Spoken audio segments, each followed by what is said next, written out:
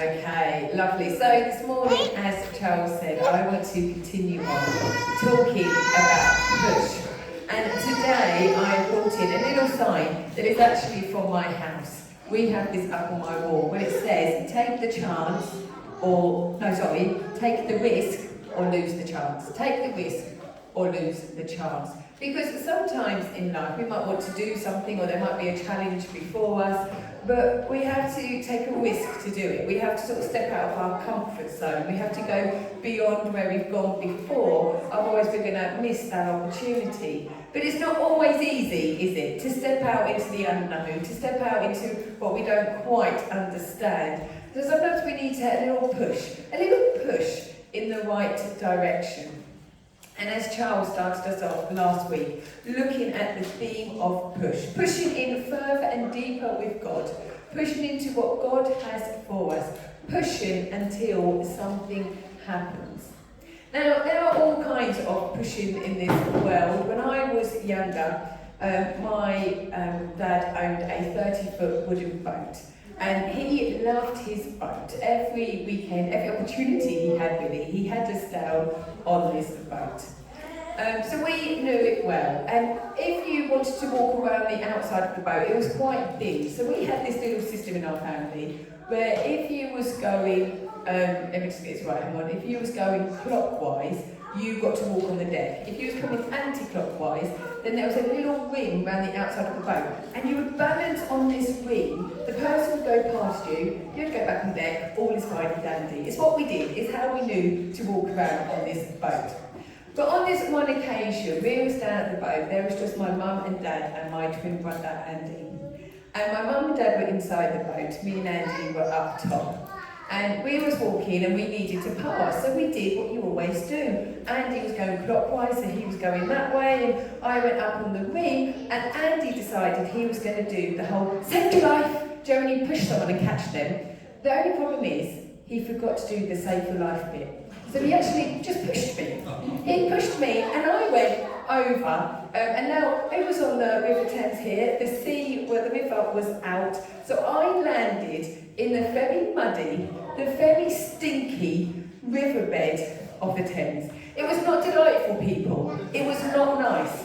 I, of course, screamed. My mum and dad came running up. My dad had to fish me off of this riverbed, and I was just sort of standing there, all yucky. And then Andy, the one that pushed me, had like the audacity to come up to me and go, hey Beck, should we go down the park? I was like, no! I stink! This is awful! Because you see, sometimes when we're pushed, it's not nice, is it? But when we are pushed, it demands an action. Something moves, something happens. Now, when we are pushed, one of two things can happen. When we are pushed, when someone's pushing us or trying to push ourselves, we can dig our heels in. We can make ourselves heavier than what we actually are, and we just push our heels in. So when they push us, or when we're trying to push ourselves, we dig our heels in, and it's sort of a bit harder to move. Or when we are pushed, we can allow that push to give us the momentum to move forward, to move beyond where we've been before. And I want us to look today at somebody that kept pushing. They kept pushing, and it was a good push. It was a push in order to bring around change. It was a push in order to change a circumstance. Because today I want us to look at the persistent widow in Luke 18, verses 1 to 8. So that's Luke 18, verses 1 to 8. And I'm going to read it today from the Message translation. So it might be slightly different in your Bibles if you're reading along with me. But it says, Jesus told a story showing that it was necessary for them to pray constantly and never quit. He said, there was once a judge in some city who never gave God a thought and cared nothing for people. A widow in that city kept after him. My rights have been violated. Protect me. My sheet's a bit wrong here. Hang on, let me just find the right bit.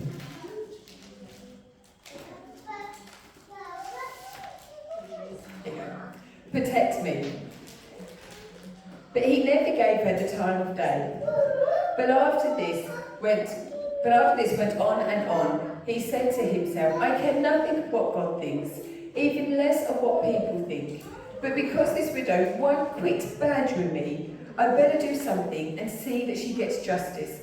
Otherwise, I'm going to end up beaten black and blue by her pounding." Then the master said, "Do you hear what the judge, corrupt as he is saying? So what makes you think God won't step in and work justice for his chosen people who continue to cry out for help? Won't he stick up for them? I assure you, he will. He will not drag his feet. But how much that kind of persistent faith will the Son of Man find on earth when he returns?" It's a little bit of a challenge at the end there. How much of that persistent faith will God find when he returns? Now here as Jesus is telling the story, he's actually talking about prayer, about us pushing on in prayer, about us being consistent in prayer, to keep going when we're taking what's going on in our lives and our issues and the good things, the bad things, all to God. But today I don't want to just focus it in on prayer, because I want us to look at the character of this widow, of the widow that he is talking about in this story. Now when I read this story, for those that know me, I'm quite a visual person, I like to picture things a lot in my head. And I pictured this story in a boxing ring. I imagine that in one corner you have the judge. Now the judge, he has all the authority, he has all the power. I imagine him to be big in stature, he's there, and he is the one that everybody's rooting on, that everyone thinks, yeah, he's going to win. It's a closed fight, everybody's thinking here. He is the judge, he's got all the power, the authority, he's got the reputation that goes with him. Surely he's going to win. And then in the other corner, you have the widow. A little widow that actually has no power, no authority. She might have nobody else fighting for her. She is the underdog in this fight. If you was watching and if you was a betting person, you would put your money on the judge, not the widow. But as we read this story, this widow is willing to push. She's willing to keep going despite it all being against her, despite being the underdog, despite looking and saying, well, how can I do this? This is beyond me. She needed justice. Her situation needed turning around, and she was determined. She was not going to give up. She was going to keep pushing and pushing and pushing until her situation turned around. So she went to the judge and she pushed. But the judge, he dug his heels in. His position, the fact that he was the judge, could have deterred her. It could have made her feel unworthy. But despite that, she pushed again. She went again. But again, he dug his heels in. His reputation could have caused her to be fearful. We're told that actually he didn't care about other human beings. He didn't care about pleasing God. He wasn't somebody that sought goodness to make sure everything was nice. So his reputation could have made her fearful. But despite that, she pushed again. She went again. And again, he dug his heels in. His constant refusal to change her situation could have caused her to lose hope. But we're told she went again. She pushed again. She was determined. She was not going to give up. So she pushed and she pushed and she pushed. And this underdog, the one that we think isn't going to win, the one that we look at on paper had absolutely no chance of winning because of her determination, because she was willing to push and push and push again, she got the victory. Because this judge that seemed to have it all, he was like, I've had enough. She's doing my head in. I need this to stop. So he gave her justice in order to stop her coming again, to stop her pushing again. She got her justice. Her situation was resolved because she was willing to push and push again and push again. She pushed until finally the judge couldn't take it anymore. Her pushing demanded an action. She went beyond polite. She went beyond nice, because she knew a polite push, a nice push would make no difference. She had to go in with some force, with some determination, fixed and focused on the cause, This is what needs to happen. And when she went in with that determination, when she went in with that resolve that I am not going to give up, that I'm going to go and I'm going to go and I'm going to go and I'm going to keep going until this situation changes, then her push wasn't nice. Her push wasn't all nice and sweet and, oh, look at that lovely old lady over there. But all of a sudden, this lady rose up in power. This lady rose up in strength because of the determination in her, and it changed her situation because she was not going to give up. As the children of God, as people that have been called by God, we need to be we need to be like this widow, with the determination that we are not going to give up. That we are not going to let the person that seems bigger than us, the situation that seems greater than us, to say we can't do it. But we're there and we push some more, and we push some more, and we push some more until we see situations changed. The widow, the underdog in this story, got her victory because she kept pushing until she got it. What is it that we are pushing for? What is it that we are determined for? That we want to see change in this world? That we want situations to be turned around? What is in us? That lady was not willing to give up. What are we carrying that we are willing to push for? That we are willing to fight for? Even when it gets tough. Even when we think we can't do it. That actually we're so determined to see something that we will push and push and push and push until we see that change. For me, it's this estate. We were called here, me and Charles were called to lead Grace Church. We don't doubt that. It's not been an easy journey. There have been challenges along the way, but we know we are called. And do you know what? It broke my heart the other day when Judah came home and he told me that his friends are not allowed on this estate because of the reputation on this estate. So that he was like, so if we do things, they won't be allowed to come. And do you know what? I'm not going to accept that. I'm not going to accept that this estate's got such a bad reputation that people are staying away. But I'm going to push, and I'm going to push, and I'm going to push, and we are going to make a change in this estate. This estate is going to be a place where people will come to, because this church, this small little church will rise up. That we will put on events, we will do things, we will reach out to our community, so that people come and go, oh, have you heard? Have you heard what's happening on Mangrove Estate? Have you heard that something great is happening there? That it's not all people fighting, and it's not all doom and gloom, but actually this is a place of hope. This is a place where people can come and find comfort. This church is going to be opening up its doors, and people are going to feel like they belong here.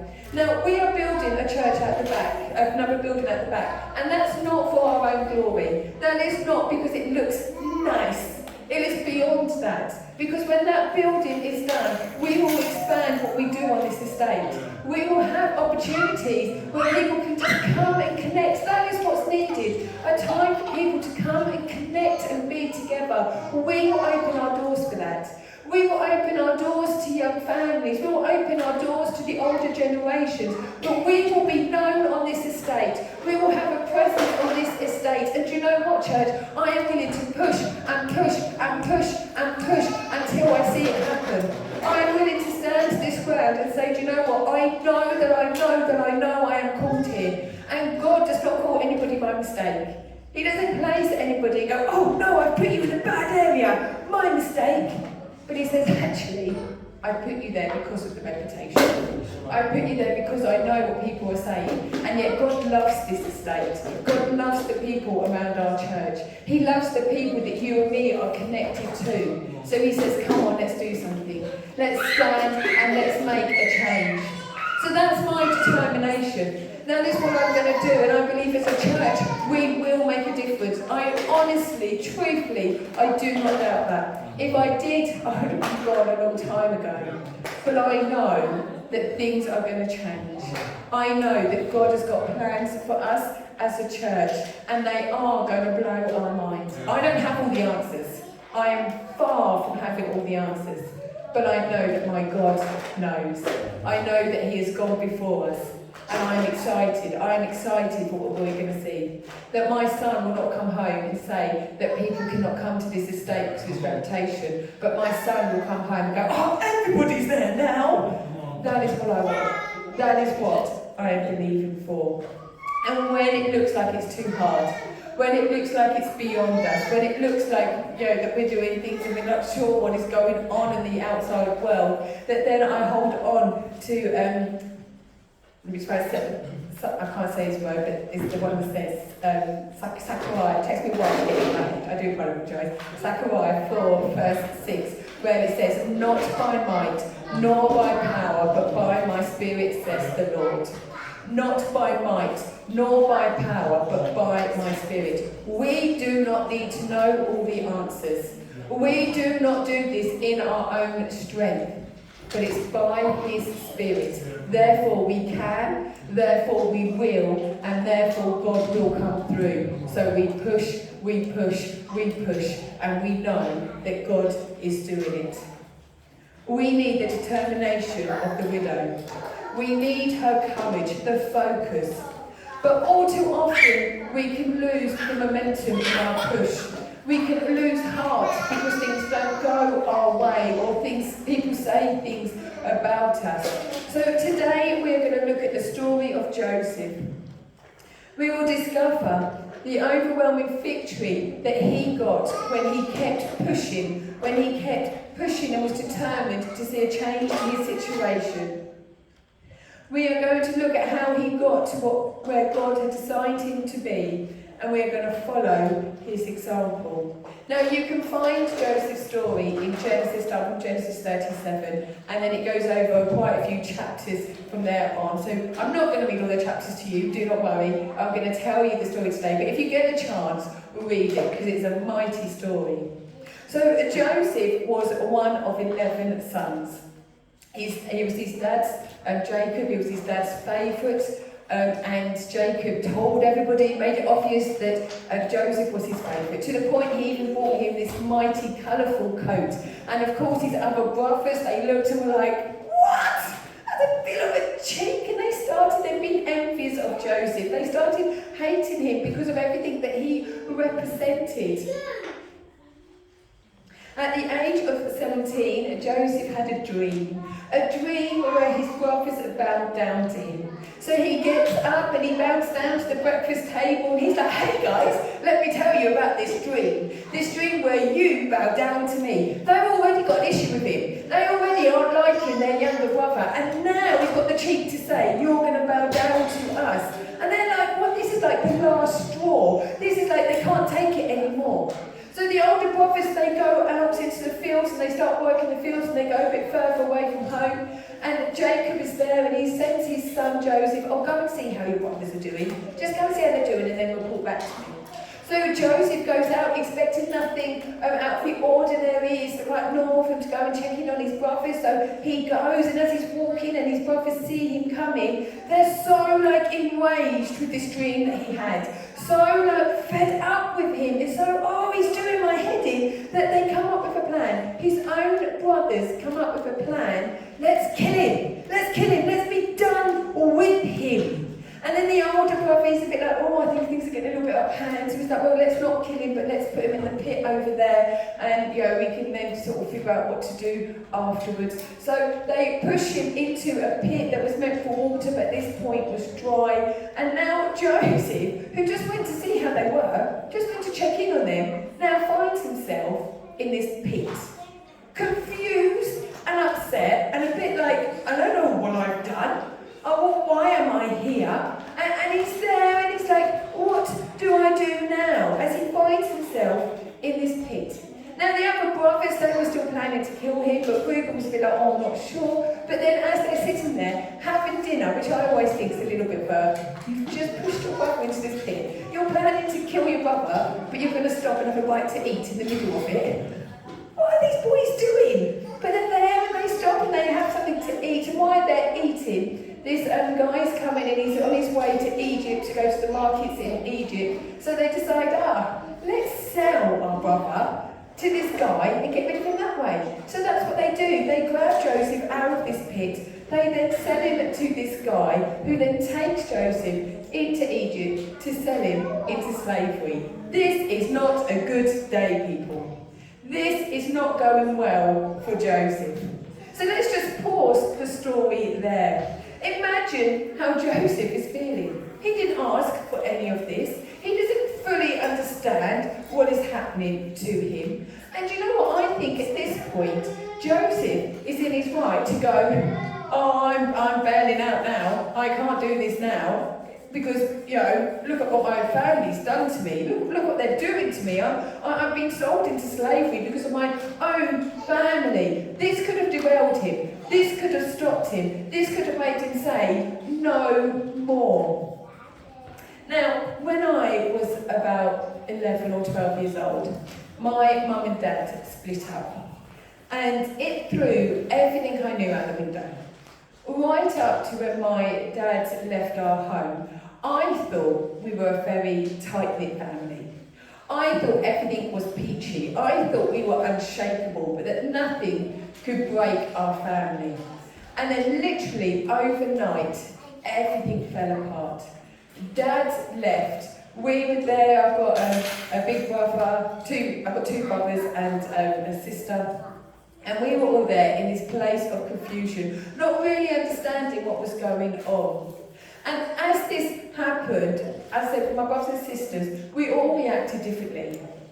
One of them had to go to counselling because they got very depressed over what was happening at home and didn't want to carry on anymore, so they had to go for counselling. Another one got really bad at school and his behaviour just went crazy. And then one of my other brothers, he just became this recluse. He didn't really communicate. He decided that actually it was too much effort to talk to anybody anymore, and he went into his own little world. And it affected us all because this change had come. We felt like our family had let us down. And then there was me. Now, I carried on going to school. I was okay. I carried on being able to communicate with people. And, you know, if you looked, you'd have thought that, oh, Becky, she's coping okay.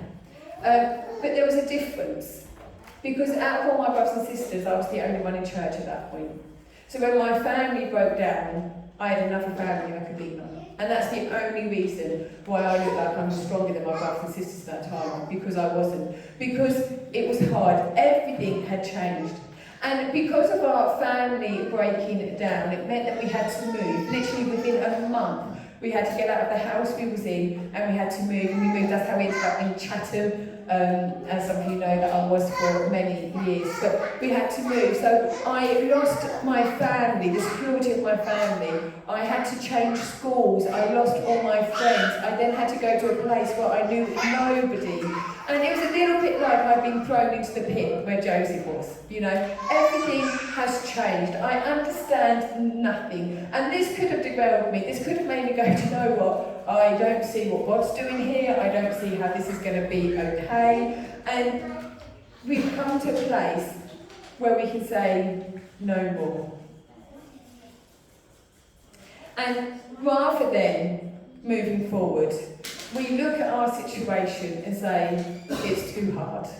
It's too hard. Look at what they've done to me. Look at how I've got to cope with this now. And then rather than pushing, rather than carrying on, we pick up a new identity where we become a victim.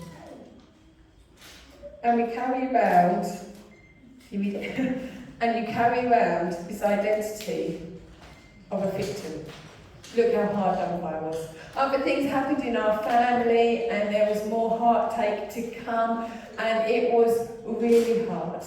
And it was a challenge that, you know, at times I thought I couldn't overcome. And there are times in our lives where we can feel like we're a victim. That it's unfair, the situation we're in. That rather than pushing, we say, do you know what? This is who I am. This is what's happening now. So I'm just gonna bear that. I'm just gonna bear that. But you know what, church? We can't. Because this is not the identity that we are meant to carry. We need to be people that are willing to carry on pushing. Even when it gets hard, even when we feel like a victim, even when it's all unfair, that we're willing to rise up again and say, do you know what, I'm going to push. And our push at that point might not be as hard as it was, but when we're willing to go, do you know what, I'm just going to try. and then I'm going to try again. Our push suddenly becomes a little bit more powerful every time we're willing to go again. Joseph, despite being thrown into the pit and sold into slavery by his own brothers, he decided to keep pushing through.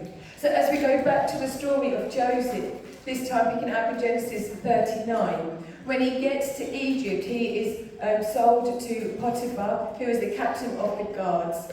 And we are told that the Lord was with him, and Joseph prospered, and his master noticed it. So Potiphar then gives Joseph all this extra responsibility. He gives him authority over all the house. And Joseph is then actually, even though he's a slave, he's actually sitting pretty because he was willing to push on. Rather than going into Potiphar's wife and being angry, rather than going into Potiphar's home and being angry and being sort of like, oh, how done by it I am. And rather than looking inwards, here was a guy that was willing to keep pushing. So therefore, he did what he knew was right. He did the jobs that he was asked to do. And as he did them, his hand prospered because God was with him. So things started going right, and Potiphar noticed, and he said, you know what, I'm going to give you more to do. So Joseph is now sitting pretty, and he's still going to work in Potiphar's house, and he's still going to do everything that Potiphar's asked him to do, but actually, it's okay. It's okay, people. So he can push that little bit harder, and a little bit harder, in order to move forward to what God has got for him. But as this guy is working, we are told in the Bible that Joseph is actually quite a nice looking guy. He's quite nice to look at. So he's there and he's working away, and Potiphar's wife, well, she's starting to notice this slave that's coming to her house, and she's starting to go, oh, I like what I see. He's looking nice over there. And she looks again and looks again and looks a little bit more, and in the end she's like, I want him to be mine. So she goes up to him and she's like, hey Joseph, come into my bed tonight. Ooh la la la la. And he's there and he's like fearful. He's like, what? No, I can't do that. Do you not know your husband has been so good to me? And why would I sin against God like that? No. And he says no. But Potiphar's wife, she doesn't like hearing no. So she goes again and she goes again and she tries pushing her own little way and she's like, hello. And I'm sure probably her skirt probably got a little bit shorter and her top's got a little bit lower. And she's there going, hey Joseph, have you seen me? Come here. But every time Joseph is like, no way. And then he finds himself in the house on his own with her. So she decides to take this moment and she grabs his cloak and she's like, come on! And he is like, no way! And he legs it out of that house. Good guy. We respect Joseph there. He runs away. He flees from temptation, which the Bible tells us to do. He gets it out there, but as he runs, his cloak is left behind. Potiphar's wife is so angry and enraged that he would dare turn her down, that she then starts lying about Joseph. She starts showing everybody this cloak and she's like, do you know what that slave boy did? He tried to have his way with me. He tried a bit of ooh-la-la-ing with me, but I weren't having it. I screamed and he ran off. And the news gets to Potiphar that this guy that he's taken into his home, that he is given all this authority to, that he is treated well, has now tried to have his way with his wife. So in this anger, he puts Joseph into prison. So now our boy, who has done nothing wrong, who tried to do everything right, finds himself in prison. He'd already gone through a hardship. He was already could have been a victim. His brothers had beaten him up, had sold him into slavery, but he had tried to go again. He had pushed, he had carried on pushing. He had tried to overcome his situation. He was doing good. But now through no fault of his own, he's in prison. Surely that is enough to derail him. Surely that's enough to say, I can't do this anymore. And as people now start to talk about Joseph, all of a sudden they're not talking about how God was with him and how he seemed a good guy, but now he's got a new identity as a liar. He's got a new identity as being no good. So what is our boy to do? He's already been a victim. Now people call him a liar. Now everybody thinks he's no good. And when enough people say things over you, you can start believing it for yourself. That actually, is this who he is? Well, if everybody thinks I can do that anyway, then what's the point in trying to convince them otherwise? This is my identity now. I'm a victim, I'm no good, I'm a liar. What is Joseph to do? Does he give up? Does he say, I can do it no more? It would have been easy for Joseph to give up as he sat in that dark cell, and who would blame him? But Joseph didn't. Joseph carried on pushing. He carried on doing what was right. And then the chief that was in charge of all the inmates, he saw Joseph and he saw that actually there was something about Joseph. There was this determination within Joseph. That Joseph, despite everything that's happened to him up to this point, was still pushing. Was still willing to move forward. Was still willing to put his best in. Was still willing to do the right thing. So he says to him, look, I'm going to put you in charge of all the inmates. So even though he's now in jail, actually, things are okay. Things are okay, people. He carried on pushing and it's worked out okay.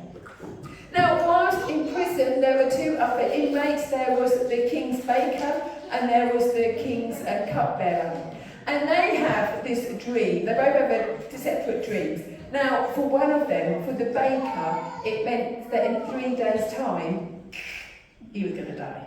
But for the cupbearer, it meant that he was actually going to be released and restored and go back to the king. So when these guys had these dreams, they didn't know what it meant, but Joseph was there. He went, I can interpret dreams.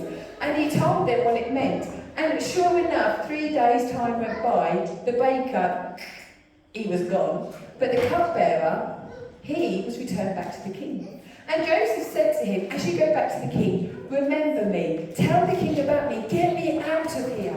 And I'm sure the cupbearer was like, mate, I've got your back, I do it, no worries, thanks for telling me what my dream meant, thanks for having my back in this, yeah, I'll go and tell the king. But we are told that as the cupbearer left that prison, he forgot about Joseph. He forgot to mention Joseph to the king. So now, even though again Joseph had tried to do the right thing, even though he had tried to help other people, he is now sitting in this cell and he's forgotten about. That it seems that the world is passing him by. That get the spelling right. That he's just forgotten. So now he's there and he's like, I keep trying, I keep pushing. I want to get through this, but now I'm just forgotten about. Now it seems that as much as I keep trying, it's just not working. But we have a guy here that has got a determination. A guy that, despite being a victim, carried on pushing.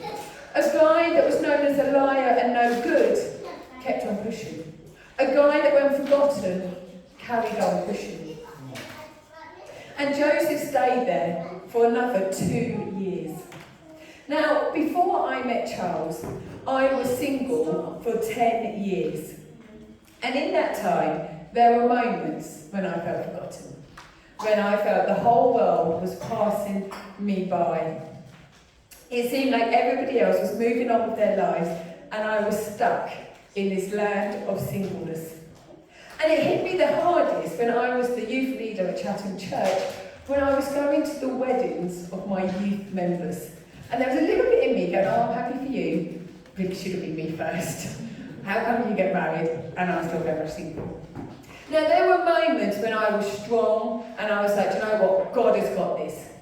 But there were moments when it really hurt, when it crushed me, when I was just like, it's not fair. I don't want to be forgotten anymore. I don't want to be doing life on my own anymore. And on one occasion, when I was struggling with being single, nobody else knew, but I was really struggling with being single. I went to church on my own, and I found a seat, and church was packed this Sunday. And as I sat there, I looked around, and it seemed like everybody else was either married or with somebody, or had kids or whatever, and then there was just me. Good old me. And for those of you that have been in church and single, churches are awful trying to matchmake you. to like anybody that comes through the door. Literally anybody at times at Chatham Church. They would try to matchmake me. But I sat there this Sunday with church being packed, and it was so packed that the only spare seat in church was the one next to me. And I'm sitting there and church is just about to begin, and then the person on the door comes up to me and says, "Hey Beck, don't suppose you mind moving? A couple have just come in and they want to sit together." So I was like, "Oh yes, that's fine." So I get up and I move, and there's actually nowhere else for me to sit. So I'm actually then put in the kitchen. Now at Chatham Church, the kitchen is sort of adjoined to the hall, so you can still see what's going on. And I was just thought, you can sort of stand in the kitchen and do church from there. Any other Sunday, that would have been fine. Any other Sunday, I would have jumped up on the kitchen surface and sat there and done church all jolly and all like, this is great, look how church full is, and look at what God is doing. But on this Sunday, oh my goodness, it hurt. I felt forgotten. And I felt worthless. I didn't even get a seat in church. Now, just to be clear here, the church loved me. They asked me to move, not because I was single, but because they knew me. I worked for the church, and they're like, "Oh, it's Becky. She won't mind," So it wasn't against me that they did it. It's just what was happening in here. So I was there, feeling worthless, forgotten, and worthless. And it was hard. It was hard to keep pushing. It was hard to believe that maybe my situation could change, because this is now who I am. I'm worthless. I'm forgotten. Nobody wants to be with me. It hurt. It was lonely. And you know what? If you're in church today and you're single and you've ever felt like this, then I apologise. Because we are people of worth. Whether we are married, whether we are single, whether we're somewhere in between, we all matter to God. We all matter to each other. So know that you are loved in this place, no matter of your marital state. We love you, we stand with you. Now, in times like this, we can feel powerless. And it seems like there's no strength in us to be able to push through. But it's in these times that we remember Hebrews 13, verse 5, where it says, "I will never leave you or forsake you." God himself is saying this. "I will never leave you or forsake you. I will never forget you. I see you. I know you. I see you sitting there. I see you when you're crying in the bathroom away from everybody else. I see you when you are struggling up here and the rest of the world thinks you're smiling and all okay. God says, I see you. I'm here for you. He doesn't forget us. He promises, I will never leave you or forsake you." And another verse that I went to very often, especially when I was single, and even now, this is one of my what I call strength verses, that when I'm struggling is where I will go to. And it's Zephaniah 3, verse 17 to 18. And I love it from the Living Translation, where it says, "For the Lord your God has arrived to live among you. He is a mighty Saviour. He will give you victory. He will rejoice over you with gladness. He will love you and not accuse you. Is that a joyous choir I hear? No, it is the Lord himself exulting over you in happy song. Is that a joyous choir? No, it is the Lord himself exulting over you, because he sees you, he knows you, and he rejoices over you. It doesn't matter if we're feeling like a victim, if we're feeling like a liar and no good, if we're feeling forgotten or worthless. God is there, and he's not just going, "Oh, Maya, she's alright, she's okay." But he thinks of Maya and he bursts out in song because he can't contain it, because that's how much he loves us. That's how much he thinks about us. Is that a joyous choir I hear? No, it's the Lord himself exulting over us. He sees us and he rejoices over us. So if you are struggling and feeling forgotten or worthless, then you remember that God himself who created you, God himself who knows everything about you, chooses to rejoice over you. To know that God was with me, that he rejoiced over me, gave me strength, that I could keep pushing. when I did struggle being single, when I did struggle with feeling alone, that I could still carry on pushing and believing. And then Charles and I met. I was 28 and he was 30 when we finally met. And just to be a little bit cheesy, I can honestly say he was worth the wait. It was all good, people. But I had to keep pushing through. Joseph also got his happy ending. After 2 more years of being in prison, the king himself had this dream and needed to know what it meant. So all of a sudden the cupbearer is like, aha, I remember this guy that could interpret dreams. He was in prison. So they called Joseph out of the prison, they cleaned him up and brought him to the king, and Joseph was able to tell the king what the dream meant. That actually there was going to be 7 years of a great harvest, but then 7 years of famine. So in the good 7 years, they needed to store up enough to get through the 7 bad. So the king thought, well, who better to get us through this time than the guy that was able to tell us about it? So he then gets Joseph and says, right, you are now second in command. You are just below me. In other words, it's like he became the Prime Minister of Egypt. He became, all of a sudden, from going from the prison cell, he is then risen up to being this guy that was now in charge of everything. And do you know what? There's some people here today, and as I was preparing this, I really felt this upon me, that somebody here today needs to know that that's how quick God can turn a situation around. That Joseph was in a prison cell. He woke up one morning in the prison cell. He went to bed that night as the Prime Minister of Egypt. That quick. Sometimes it's a journey. Sometimes God takes us on a journey to get where we need to be. But sometimes God will come in and go, there you go. And someone needs to hear that today. So if that was for anybody here and you want to pray afterwards, come and see me. But know that God has got this. Joseph, throughout his life, could have owned all the different identities that were put on him. He could have become the victim and stopped there. He could have listened to the lies about him, that he was a liar, that he was no good, and he could have stopped there. He could have felt forgotten and worthless, and he could have stopped there. But we read the story of Joseph and we see somebody that had this determination in him to get to the finish line, to get to where God had decided him to be. So he kept pushing and pushing and pushing, despite being the victim, despite being people thinking he was a liar and feeling no good, despite being forgotten and maybe feeling worthless. He pushed and he pushed and he pushed. And we need to have that determination. We need to be people that will say, do you know what, I'm not going to be that victim. I'm not going to be who people say I am. I'm not going to feel forgotten and worthless because I know who my God is. I will keep going. And do you know what? In Lamentations 3, verse 22 to 20, Lamentations 3, verse 22 to 23, it says, because of the Lord's great love, we are not consumed.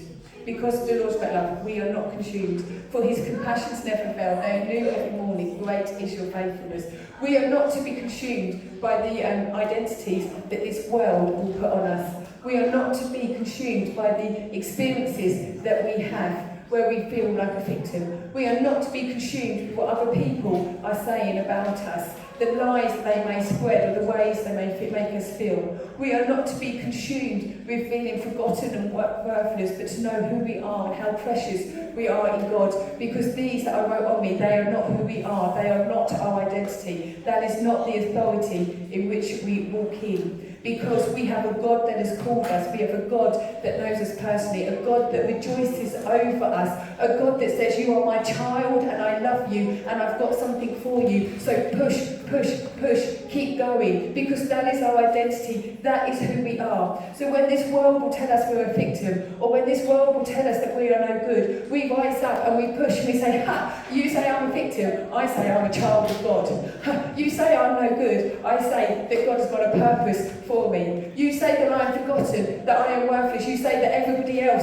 is better than me. Well, let me tell you, my God rejoices over me, and we push back and we push and we push and we keep going, knowing that God has got something for us, that God created us for a purpose. And he says, just come on this journey with me, be on this with me, come through it with me, keep pushing until you see your situation changed. The poor widow at the beginning beginning, that had to keep pushing the judge, that had to keep going again and again and again. She got victory because she was willing to keep pushing. She had that determination. She had it right down into her roots to say, I'm not giving up. Church, let us not give up. We need to be like Joseph, that when trials come and they hit him and they hit him and they hit him again, and life will try to hit us and hit us and hit us and bring us down, that we say, do you know what, no more, I am pushing back. I am pushing back and I am believing. I am believing that God is true to his word, that God will come through for me, that there will be a change, and I will push and I will push and I will push until I see my circumstance changed, until I see this situation changed, until I see this person changed, whatever it may be, that we push and we push and we push, knowing our God has got this. So church, what are you determined for? What are you willing to push for? Because I want to encourage you today. Push, push, believe and push, and know you can, because God is with you. He is the one that's called you, he has anointed you, and he's put in you the strength to do it. But we have to stir ourselves, we have to find it, and we have to keep pushing.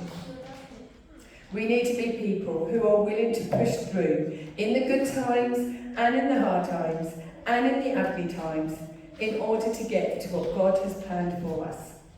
And if you are struggling on your own, then know we stand together, we push together. So church, if you are struggling, come and get prayer. We'll stand with you. We'll stand with you. We will believe for you. And if you're somebody and you are feeling that you are on top of this world and you are pushing with all your might as you go, then you come and pray for those that are struggling.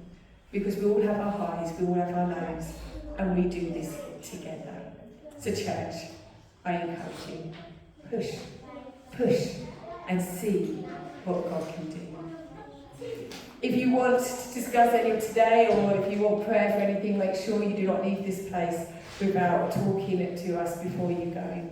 But stay around, have a cup of tea with us, have some biscuits with us, and let's chat. And remember, together we push, together we overcome, together we accomplish all that God's got for us. God bless you, church.